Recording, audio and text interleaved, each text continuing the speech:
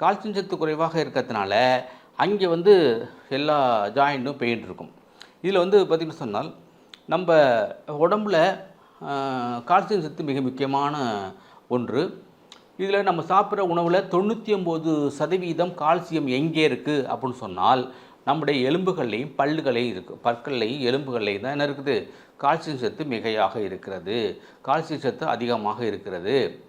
இதில் 99% கால்சியம் சத்து எலும்புகளில் இருக்குதுன்னு சொன்னேன், எலும்புகளையும் பல்ல இருக்குன்னு சொன்னேன்.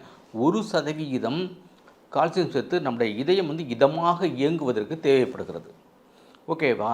நீங்கள் போதுமான அளவு கால்சியம் சத்து சாப்பிடலை, கால்சியம் சத்து உள்ள உணவுகளை நீங்கள் சாப்பிடவில்லை என்று சொன்னால் நம்ம சிஸ்டம் வந்து பார்த்துட்டு இருக்காது. என்ன பண்ணணும்னு சொன்னால், நம்ம எலும்பில் இருக்கிற கால்சியம் ஆல்ரெடி சேவ் பண்ணியிருக்கு இல்லையா, அதை சேமித்து வச்சுருக்கு இல்லையா, அந்த கால்சியத்தை வந்து கொஞ்சமாக உறிஞ்சிட்டு ரத்தத்தை கலந்து இதயத்துக்கு அனுப்பி விட்ரும். ஓகே, இதயம் தானே முக்கியம், அதுக்கு அனுப்பி விட்ரும்.